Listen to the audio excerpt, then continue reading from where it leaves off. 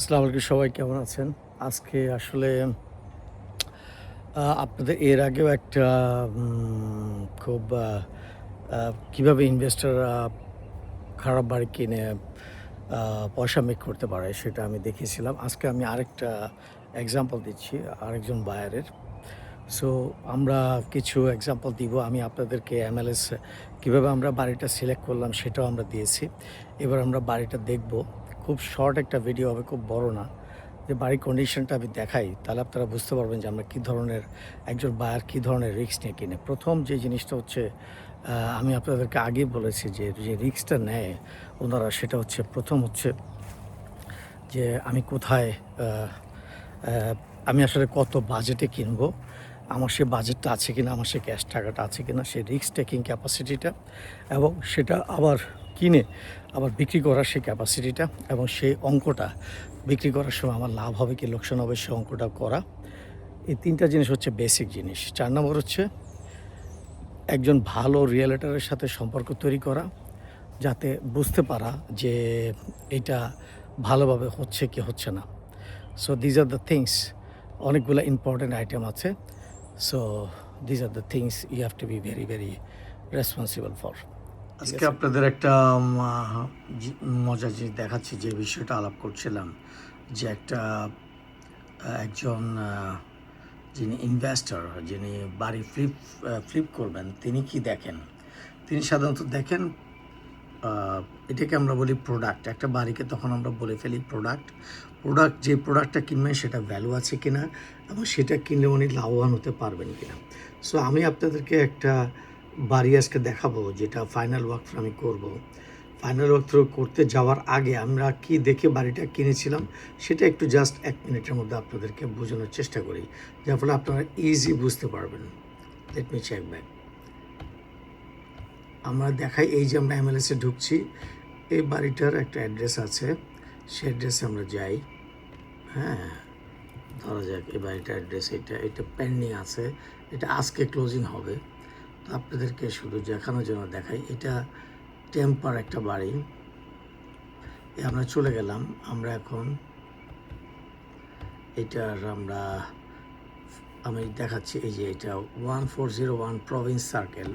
তো এই বাড়িটা আমরা কেন, এই বাড়িটার আস্কিং প্রাইস ছিল, এই বাড়িটা আস্কিং প্রাইস দেখাচ্ছে 2,99,999। এটা পেন্ডিং আছে, 4টা বেড, 3টা বাথরুম, প্রাইভেট টয়লেট আছে, পুল আছে, 2,205 স্কোয়ার ফিট, এবং এটা ফ্লাড ইন্স্যুরেন্স লাগবে না, HOA নাই, এবং এটা লট সাইজ প্রায় 14,700 স্কোয়ার ফিট। এইটা যেদিন লিস্টিং হয়েছে, দেখেন আপনি এখানে লিস্টিং হয়েছে 6-8 তারিখে। হ্যাঁ, আমরা এটা তার পরের দিনই পেন্ডিং ফেলে দিয়েছি, 6/9/2026, মনজুর আহমেদ। আমরা একদিনও সময় নিয়ে পেন্ডিং করতে। অ্যান্ড বিলিভ মি, এটা ছিল ক্যাশে কিনতে হবে, এবং এই বাড়িটা আমরা কিনে ফেলেছি অনেক টাকা বেশি দিয়ে, প্রায় 50,000 টাকা বেশি দিয়ে আমরা বাড়িটা কিনি। কারণ এটা যেদিন আসে সেদিনই মার্কেটে মাল্টিপল অফার ছিল, ইনভেস্টার্স স্পেশাল ছিল, এবং ক্যাশ ছাড়া বিক্রি করতো না। আমরা নো ইন্সপেকশন, আবারও রিপিট করি, no inspection, no appraisal, no nothing, no financial contingency, কোনো রিপেয়ারিং নেই, কোনো আগডুম বাগডুম কিচ্ছু নাই। আমরা এটা কিনে ফেলি প্রায় 3,50,000 টাকা দিয়ে। এখন কোশ্চেন হচ্ছে, এইটা আমরা কেন কিনলাম? কারণ আমাদের একটা সফটওয়্যার আছে, যে সফটওয়্যার দিয়ে আমরা দেখতে পাই অ্যাকচুয়ালি বাড়িটার ভ্যালু কত, বাড়িটা ঠিক করলে কত ভ্যালু পাওয়া যাবে। এটা হচ্ছে আমাদের মেইন মেজারমেন্ট অঙ্ক। এই মেজারমেন্টটা একজন রিয়েলিটরের কাছে থাকে। দেখেন, আমরা যদি 3 লাখ টাকা দিয়ে কিনি, 3.5 লাখ টাকা দিয়ে কিনি, নর্মাল প্রাইসই যদি একটু অল্প স্বল্প ঠিক করে 531, ভালোভাবে ঠিক করলে ইট ক্যান বি $706,000। সো এটাই টার্গেট। যদি আমরা ভালোভাবে বাড়িটা ঠিক করতে পারি, উনি এটা 7,06,000 টাকা বিক্রি করতে পারবে। সো এইটাই হলো আমাদের টার্গেট। দেখা যাক কি হয়। বাড়িটা আমরা দেখাবো আপনাদেরকে, এবং তারপরে আমরা আরও কিছু আলাপ করবো। থ্যাংক ইউ ভেরি মাচ, আমাদের সাথেই থাকুন। সো আমরা ফাইনাল ওয়াকথ্রুটা করতেছি এখন। যেটা বলছিলাম সেখানে আবার চলে যাই, যে একজন বায়ার তখনই কিনতে পারবে যার কোলে যেটা হবে পুরো ভরা, এবং সে আত্মবিশ্বাসী থাকবে যে আমি কি কিনছি, এবং আমি প্রপার্টিতে হাঁটছি এবং কথা বলছি। এবং এটা একটা বড় প্রপার্টি, প্রায় 14,000-15,000 স্কোয়ার ফিট। বাড়িটা প্রায় 2200 স্কোয়ার ফিট। অনেক পুরনো বাড়ি, 1970-র দিকের বাড়ি। এবং একজন বয়স্ক ভদ্রমহিলা ছিলেন, উনি এটা মেনটেন করতে পারেন নাই ঠিক মতো। এই পর্যায়ে আমরা কিনেছি।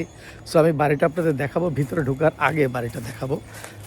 এবং বাড়িটা আমরা কিনলাম প্রায় 350 দিয়ে। এখানে প্রায় আরও 80-90 হাজার টাকার খরচ আছে। চলুন আমরা দেখাই। এই যে দেখেন বাড়িটার পিছনে প্রথম আমাদেরকে বেশি আকর্ষণ করেছে, এটার পিছনে একটা লেক আছে। সো এটা মানুষ পছন্দ করে। সো এখানে কিন্তু সাপ খুব সবই থাকতে পারে। You see the position. এই যে জায়গাটা দেখতেছেন, কোনো আইডিয়া আছে আপনাদের এখানে কি? এটা হচ্ছে একটা পুল। এই পুলটা আমরা বের করবো, আমরা যখন ঠিক করব তখন আপনাদেরকে আবার ছবিটা দেখা। এই যে দেখেন, ভয়ে মানুষ হাঁটতে পারবে না, একটা পুলের পিছনে জঙ্গল দেখেন। কিন্তু দেখেন, আমি শুধু একটা কথা বলি, একটা লোক যদি $500 খরচ করতো এই জায়গাটা শুধু ক্লিন করতো, তাহলেও কিন্তু সুন্দরভাবে জায়গাটা পরিষ্কার হয়ে যেত এবং এটার দাম, ভালো দাম পাওয়া যেত। কিন্তু ওরা খরচ করে নাই। এইটা হচ্ছে বাউন্ডারি লাইন। ওই যে বাড়িটা দেখা যাচ্ছে, এই বাড়িটা, এই পৌর বাড়িটা আমরা আজকে ক্লোজিং করতে যাচ্ছি। সো এই যে পানিটা, এই পানিটা যখন এই জিনিসটা ক্লিন হবে, অসাধারণ সুন্দর লাগবে। যখন এই জায়গাটা টোটাল ক্লিন, ওই যে দেখেন ওই জায়গাটা কিন্তু ক্লিন, অসাধারণ সুন্দর যাবে, সুন্দর লাগবে। হ্যাঁ, এখানে একটা বোট থাকবে এবং বাড়ির ভিতরে দেখলে আপনারা আরও আশ্চর্য হয়ে যাবেন। সো চলুন আমরা যাই। এখানে তো ভয়ে কেউ আসবে না, সাপ খুব। এটা ভাঙা, এটা ঠিক করতে হবে। এখানে দোলনা একটা ছিল, এখানে একটা স্টোর হাউস। এটা হচ্ছে, দেখেন একটা টিন দিয়ে রেখেছে যাতে মানুষ স্বাভাবিকভাবে যেতে পারে, বিপদে না পড়ে। AC the pool area. এটা কিন্তু পুল এরিয়া, দেখেন এটা পুলের, এটা ওই যে ওইটা হচ্ছে পুল। এটা কিন্তু কাঠ, কি অবস্থা পুলটা। আমি এটা ভেঙে পড়ে যাবো কিনা জানি না, এই জন্য আমি আর যাচ্ছি না। ওই যে দেখা যাচ্ছে পুলটা, দেখতেছেন তো না, ওই যে পানি দেখা যাচ্ছে। মাই গড, আমি আর গেলাম না, রিস্ক নিতে পড়লাম না, কারণ এখানে পড়লে আমাকে বাঁচানোর আর কেউ থাকবে না। দেখেন গাছ কিভাবে উঠে আছে, নোবডি কেয়ারস।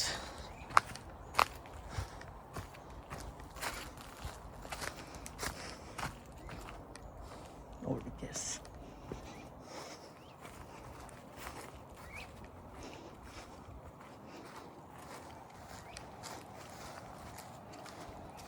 এগুলো ওরা বাইরে রেখে দিছে, এগুলো ওরা নিয়ে যাবে। এটা হচ্ছে মেইন বাড়িটা, দেখেন কি একটা অবস্থা, কত সুন্দর ফুল ফুটেছিল। এক সময় একটা রাজুকে একটা বাড়ি ছিল, এখন দেখেন এটা প্রায় 1.5 তলা বাড়ি। এটা হচ্ছে drawing room.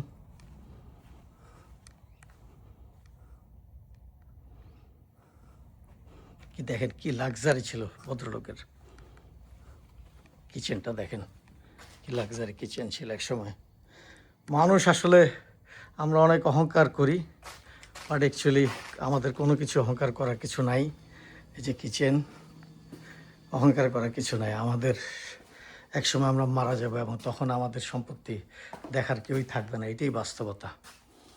So this is the situation. এই দেখেন লাইটটা জ্বলতেছে, দেখি লাইটটা নেভাতে পারি নাকি।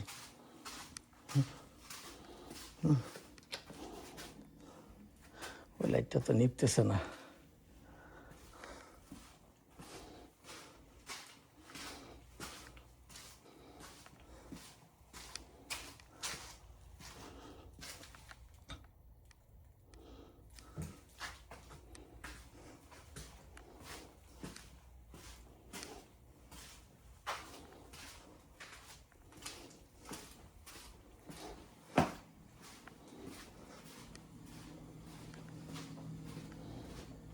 এখানে আবার ড্রয়িং রুম একটা।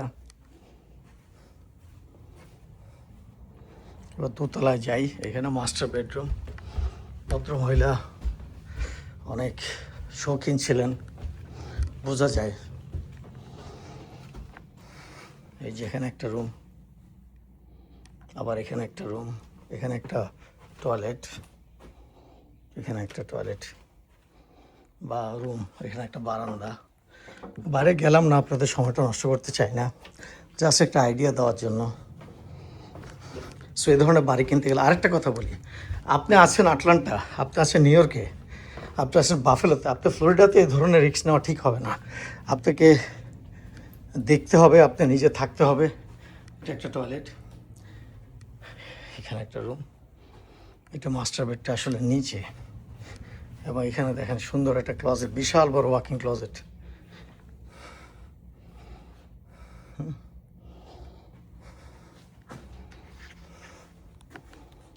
এটা আবার টয়লেট। So that's all. আপনাদেরকে আবারও বলি, এই ধরনের বাড়ি কিনতে দরকার, প্রথম হচ্ছে আপনার সেই মাইন্ডসেটটা দরকার, এবং সেভাবে আপনি করতে পারবেন। Thank you very much. আমাদের সাথেই থাকুন। যারা এই ধরনের রিস্ক নিতে চান, বিশেষ করে ফ্লোরিডাতে আছেন, let us know. Thank you very much.